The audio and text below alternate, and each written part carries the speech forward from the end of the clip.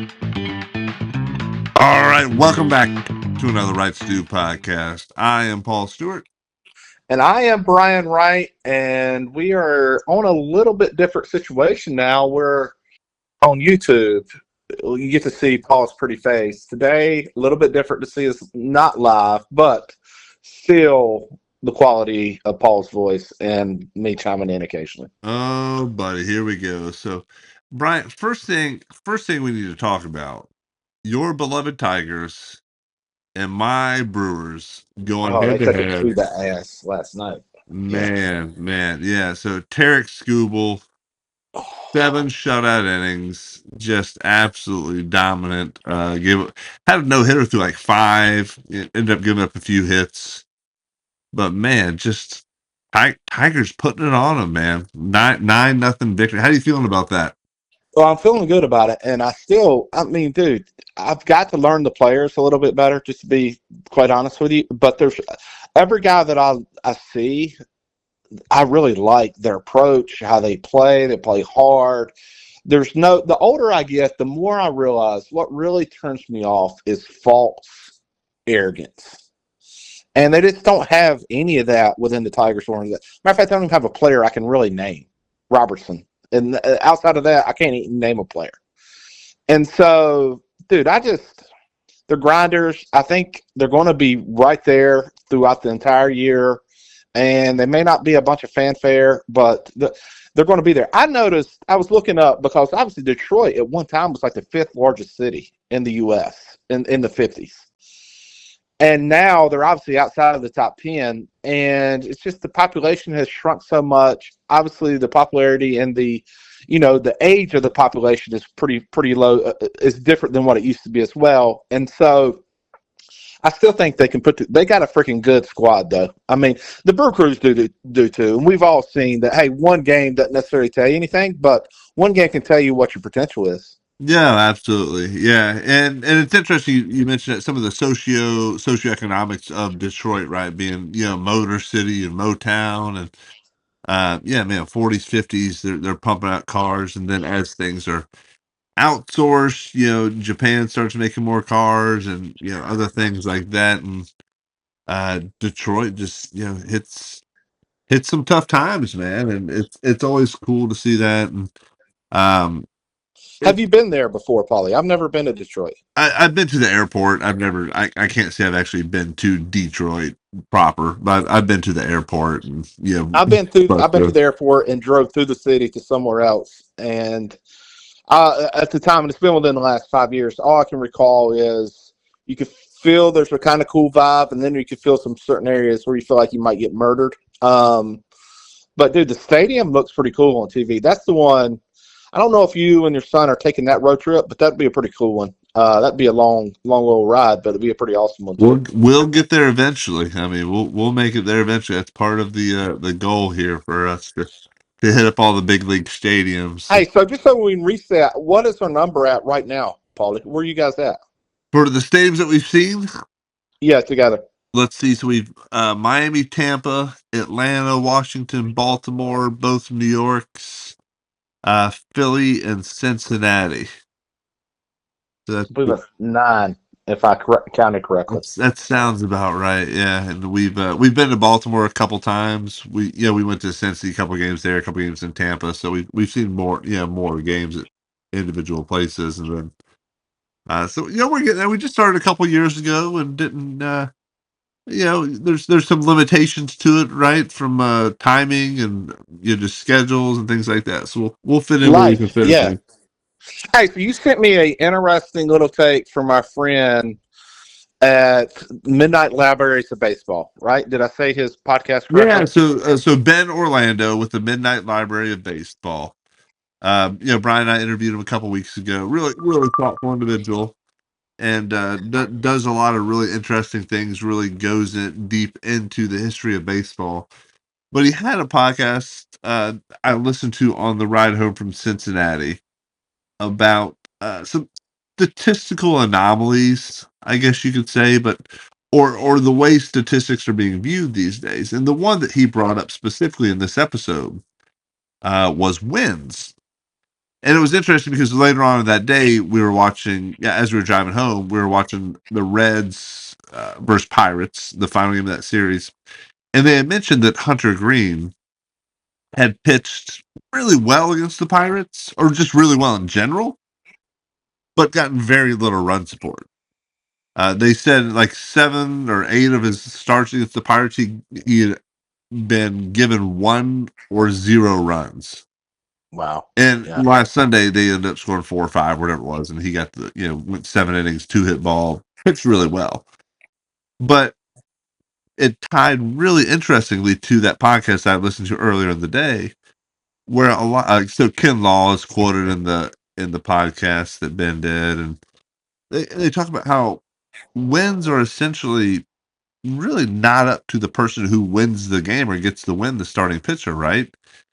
And because there's other factors, again, like how many runs your team scores for you, how well the defense plays that day, who's pitching against you on the other side, how well the bullpen does after you hand the game over.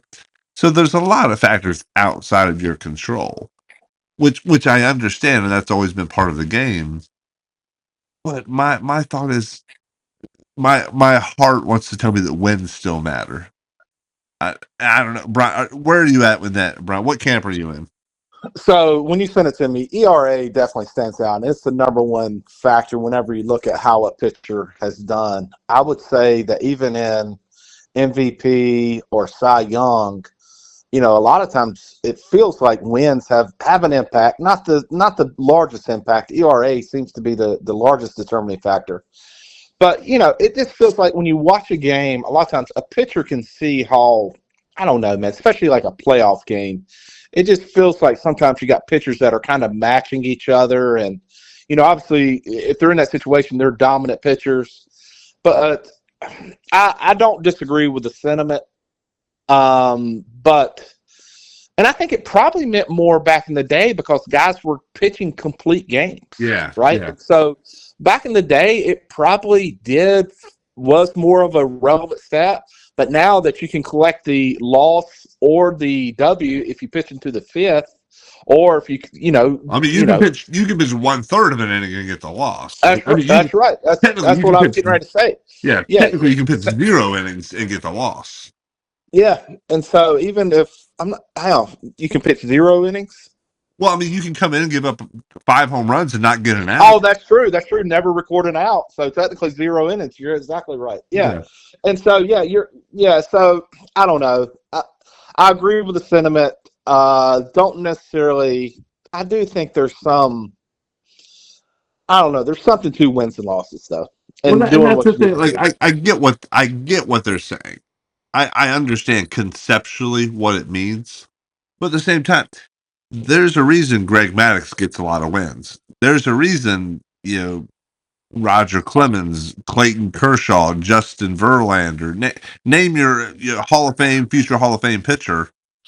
There's a reason there's more wins to their name than, name your average pitcher, right? Or below average pitcher, whoever it is. Well, there's no question. I mean, and you hit the nail on the head there, and you stated it much better. Hey, Hunter Green, I saw him on the MLB Network yesterday, and very mature kid, young man, and he was a high school draft guy. But as far as velocity, he's like 99.7 on his fastball. I mean, it is ridiculous. Paul Skeens is less. Now, Paul Skeens, for those who don't know, has dropped his arm slot about 5 degrees.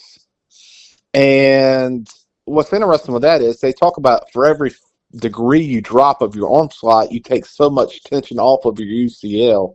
And I don't know if that has anything to do with it or the fact that he's getting 20 inches of break on his slider. And that's not a made up, it looks like it. The Rhapsody or whatever they use to measure it now it looks like it is ridiculous. And he can make his fastball run both ways now. He feels like kind of an old school, like I'm pitching to win. Opposed, there's a lot of guys, new school, I'm going to see how hard I can throw it. Yeah. He feels like he pitches, which is kind of unique. And Hunter Green, I haven't seen him that much. I hadn't even heard of him that much until I happened to see him. You said you watched him on your way Well, back. I was driving. My son was watching. I was more listening than watching. But I've seen him pitch But a few still, times. I never even heard. And this guy's a stud, a young guy. And the future is very bright for him. And it is a effortless 100 miles an hour, at least the videos that I saw. I mean, it Yeah, is. yeah. So at the moment, he's 2-1. So I mean, first thing I get to is the wins losses, right? But with a .98 ERA, and one of the things they were talking about on the telecast was that he's always been a big strikeout pitcher, right? And that makes sense, right? So last year he threw 150 in a third innings, struck out 169 guys, so more than a strikeout inning. His his first 2 years in the league, 125 innings, 164 strikeouts, 112 innings, 152 strikeouts. And then his strikeout numbers actually went down per 9 innings a little bit, so it's still 10.1. But the thing they talked about that's making him a little more effective is he's trying to pitch to contact a little more this year, use his fastball early in the counts to get through the lineup. That's Which, exactly what they were saying. Yeah. yeah, and Yeah. he's trying to get deeper into games. So I think they said for the third consecutive game he went 7+ innings this past start.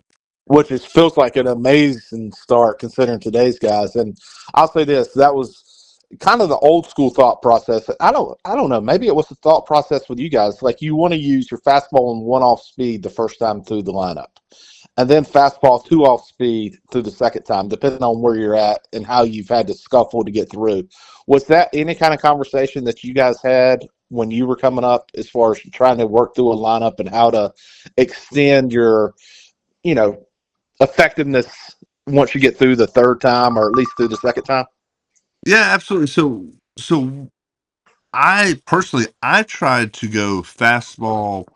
I try to go fastball for as long as I can, and not show as many pitches, right? Because you're gonna need that out pitch the second time or third time through the lineup. So I try to go fastball first time through the lineup without showing anything else if I possibly could. And typically, I would start fastballs away and use that, and because that's probably the toughest pitch to hit for most hitters, and see if they can just get themselves out. Now, sometimes you get into jams and you just got to start spinning stuff off early, right? Because you got runners on base and you need to get some outs. But if things are going well, right, kind of according to plan for the pitcher, I think that's a great methodology to use. Hey, use that fastball early and often.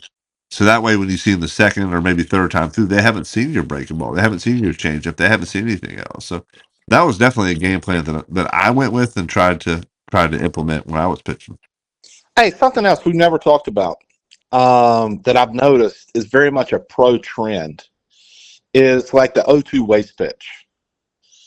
0-2 in the MLB, it's not one of these things where you're throwing a ball or throwing something that you necessarily getting people to chase. I'm not saying they don't throw sliders or back foot trying to get people out, but it feels like it's just as likely for them to throw a strike. Like Hunter Green, he opened up against the Pirates on Sunday. He threw 3 straight fastballs, and the guy walked back to the dugout. And it's almost like he was expecting something else, or I don't know, expecting a waste pitch. Did you guys, when So you got to 0-2 that's count? interesting. I actually had a conversation about that with we were actually talking about Hunter Green today, and I mean Hunter Green's slider is like 88 to 92 miles an hour, Brian. Yeah. That's ridiculous. So I don't know if you ever saw a 92-mile-an-hour slider. No, I think I saw some mid to upper 80s, but never above 90, I don't think. I mean and so the conversation we had was like, are you just up there? I mean, you don't want to call it guessing, but looking for a pitch, right? And I think that's why you see so many of those. Gosh, he just took a fastball right down the middle. What was he thinking? Oh, yeah, and that's what it was. That's I was what, like, and he well, it walked was back to the dugout. 101 Yeah. miles an hour. And he Now, was, you got to really gear up. And I noticed that even like with some of the greats, too, like, or what we can classify as greats right now, Otani, his first AB a couple nights ago, it's the same thing. His first AB was terrible, and he took a cock shot right down the middle strike three. And so there used to be kind of two schools of thought. You would try to guess along, and certain guys did it really well. And I never felt like I could be that guy because if I saw a fastball, even if it wasn't in the zone, I hadn't disciplined myself enough to not swing at it. It's like, all right, that's a fastball. That's what I expected. I'm swinging. I think there is something to. I feel like maybe you have to guess when you get to that kind of reaction time above 100. And it's not only above 100, like you just said, it's a 92 mile an hour slider, and he's got at least two other pitches, and so it doesn't seem like that's even fair, but it does feel like guessing is more of today's game than it used to be. But maybe it has to be. Yeah, yeah, and that's what I think is going on, man. These pitchers are throwing so hard, and you've got to sit on a pitch. And because if you wait on the if you wait on the slide, it's like, oh god, even if he hangs it, it's still 92 miles an hour and moving, right? It's not easy. So I think it's just such a tough time right now to be a hitter with all that going on. Then starters are going 5 innings, maybe six, or you got Hunter Green going seven, still throwing 100 miles an hour. But then everybody out of your bullpen's coming and throwing 95 plus. It's wild times, man. Wild Do times to we be ever a hitter. get to a point to where either training catches up or something catches up where we see hitters again? Like there's a ton of lineups. And I think I saw like the average MLB hitter right now is hitting 225. And that felt high based on some of the numbers I've seen. And do we ever get back to a lineup to like we have spoken about a couple of times where guys are hitting above, like your first five or six guys are hitting above 300 or right at 300? Well, I don't Do think we ever get 300 back to might that? I'd say 280 is probably a better benchmark. So above 280, if you want to use that. Do we ever get to that situation? Because right now there's a ton of teams that I bet they don't have but two guys hitting 280. Yeah, I Do we mean, get? there's a Do the hitters catch back up? I guess is what I'm asking. I mean, what MLB and what all sports do is they try to gear things towards the offense, right? So they're gonna find a way, and they're trying to do it. So they took the shift away, right? Trying to open it up.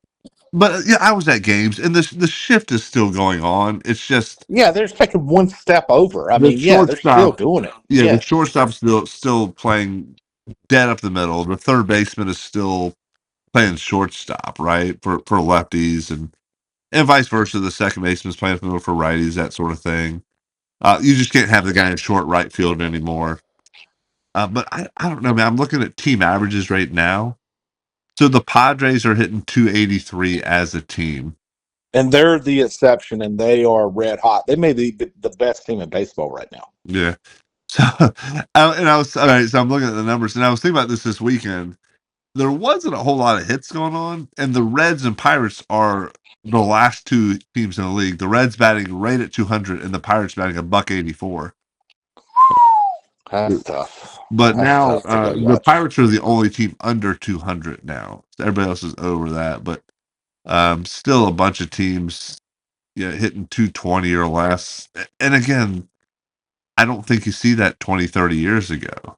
Oh no, no, no, no. I mean, I remember there hadn't been that long ago where if you could not hit for a 250 average, no matter unless obviously a few exceptions, you had to have monster power to sustain yourself in the big leagues. And you think about Adam Dunn, you think about there's a handful of guys who were able to do that. Yeah. But man, you just had to have really special power to be able to do that. And now if you can hit 40 home runs and hit 200, you can be Kyle Schwarber and not really run that well, not really play a position, and probably a great guy and a great.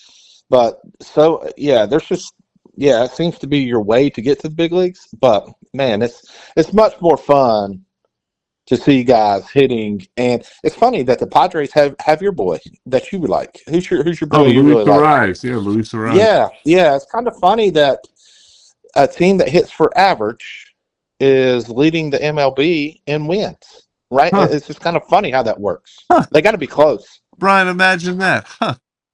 Yeah, it's like A people team hitting forgot for that it average makes it. is Yeah. winning. That's what a novel concept. It has went out the window though, bro. You know what? And I know it. It has went out the window because of I guess everything else that maybe people are putting emphasis on. But yeah, it's funny the direct correlation. I didn't realize they were hitting that well as a team. I've seen a little bit of some of their games, but I've seen a lot more of their highlights, and it feels like there is a lot of, I don't want to say 80s baseball, but there's a lot more doubles, singles, stealing bases, and hey, let's Yeah. see if we can get on. Yeah. Well, I mean, look, Jackson Merrill's batting 378. Oscar Gonzalez is hitting 375 in limited action. Tatis is batting 351. Manny Machado's 317. Gavin Sheets 316. Xander Bogart's 304. I mean, my boy Arise is hitting 258. He's struggling down there, but Wow. you He'll know, get it going. He'll get it going. He's been a career 300 guy. yeah, he'll be fine. But at the same time, it's like, But still, as a team, and Tatis may be having his best year. He got rid of his big leg kick. He is a almost no strike. He's more of a just extend out, and create the stretch, opposed to doing that big leg kick that's got to come up, then come down, then stretch out. He's essentially just stretching out, no big leg kick, and it gives him a ton of versatility. And juice or no juice, and obviously he's taken it before. But man, he's a good player, good and looking athlete he's too. still got 4 home runs. So I mean, early in the season, it's not terrible. So No, Brian, let no. me jump over to something WNBA draft going on. Paige Bueckers. I know you love Paige Bueckers. #1 pick in the WNBA draft last night. Any thoughts on that at all? You big. Oh, I was hoping you had something to add, dude. I Well, mean, I do got something that I want to see. I want to hear some thoughts on Paige I have Bueckers. no comments. I'm sure she's a real good player. Congratulations to her. I'm not trying to be a hater on the WNBA. It just doesn't hit my radar of other events. I mean, good Okay. for them. And So I've got something interesting. I'm going to bring it back to baseball for you. Uh, okay, so there have been 5 #1 overall picks who have also won the Rookie of the Year. Little trivia for you, Brian. 5 #1 overall picks who have also won the Rookie of the Year. You want to give a shot at any of them? man, I wish you would have. I wish I could have come up with that question because I feel like you would. Paul Skeens just did it, right? Yep, Paul Skeens is one of them. He did it last year. Um, man, you feel like I don't know what kind of year did Griffey have back in his day. It's not the kid. Not the kid. And these 3 of the rest of the 4, you know these guys. You should know them. How Two about of, A two Rod? of them are How was current. his? 2 of them are current players still. Okay. Still active. Hey, go and give them to me. Go and give them How to about me. this? So, I'll give you a team. oh gosh, no, I'm I'm gonna give terrible you at a this. team. This is gonna give it the Phillies. The Phillies is one of the teams. Uh, was Bryce Harper? Bryce Harper's one of them. All right, this Okay, one's a little trickier. The second one is a Minnesota Twin. Correa. Carlos Correa. Dude, you're on fire, dude. All right, the other 2 are older guys. I'll give you a team. I'll give you a team again. New York Mets. Doc Gooden. Close. Darryl Strawberry. The straw did it. And the last one, your Braves, your Atlanta Braves had the first one who ever did it. Was that Murphy? Nope. One of his running mates. I don't know that one. I don't know that one. Bob Horner. I never got that one. You remember Bob Horner? I don't actually. I probably should. He's probably nearly a Hall of Famer, but I have no. I wouldn't even. No, I have no recollection of Bob. So Bob Horner was actually, I want to say he went to Arizona State, was drafted. He was drafted in 78 and then won the actual Rookie of the Year in 78. Oh, that's insane. Yeah, Yeah, here it is. In 89 games, hit 266 with 23 home runs and 63 RBIs. I should know who that is. That's incredible. In 89 games. I mean, that's pretty impressive. Yeah, that's getting it done there. He Really won he impressive. won the 78 Rookie of the Year over Ozzie Smith, who a little more famous. So Hey, I got one for you, and I yeah. know we're not finished with your trivia No, question. that was it. That was the one I had. So it was kind of related to being the first overall pick and the draft and all that. If Cooper Flag is drafted #1 overall, Okay. What year was the last white American drafted first overall? Larry Bird was second, right to Magic. You're getting close to those years. That's how long it's been. Has it been that long? Yeah, Was it 19. Jerry West? No, it's after him, but it's 1977. I can't remember the guy's name. But we're talking 40 some years, 47, 8 years since there's been a white basketball player drafted number one overall, which is pretty incredible. And so I think Cooper Flag has a real chance of breaking that streak. Right, wrong, any different? Kent Benson was the number one overall pick from University of Indiana. And that was 1977. Is that right? That was 77. Yeah.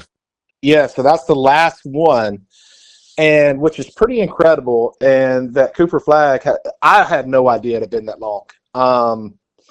And well, we talked about it the other day.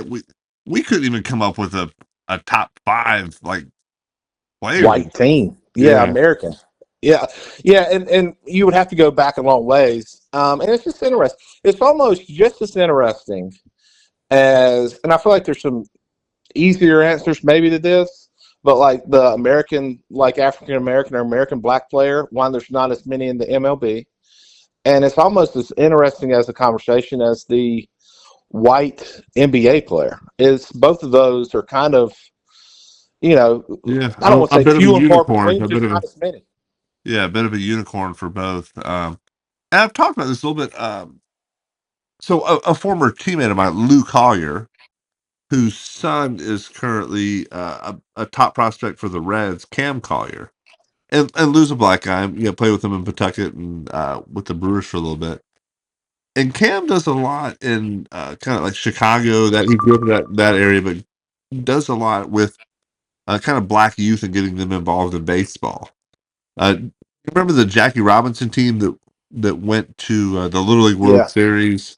Like I think they ended up breaking some rules. So they were going outside of like the district or something like district, that. I don't know the At least full they didn't story. have the kid that was 15 years old the way No, New that York was did. Daniel Monte. That was before that. That was something. No, these kids were all normal, like of age, but they like one was using a grandma's address or something like that. It wasn't Just like a lot of people do with high schools. Yeah, Not it really wasn't that anything like And nobody was. China's got the whole country of China. Who's checking China? Let's be honest. Who's checking Taipei? Nobody's checking Taipei. Chinese Taipei wins every Little League World Series, but have produced zero big leaguers. Zero big leaguers. Yeah, which seems odd. Yeah, it feels like there would have been one of those kids that continued to develop if they weren't already 14. And I don't know. It's just odd. Yeah, I don't know what's going on over there. I'm not crazy about that, but hey, get us out of here on this, man. Hey, what are you looking forward to sports wise? Hey, the weather's starting to break here in North Carolina. What is there an event, anything that you look forward to as April starts to open up and we get halfway through April here, besides tax day tomorrow? Ooh, tax day. Sorry. Oh, today. Yeah, Tax day. today's tax day. Yeah, it's tax day. Sorry about that, folks. Get those things done. No, man, just more baseball. Excited about. Hey, our travel season is going to be starting here soon, buddy. We got to start getting after that. We got to wrap up this middle school season.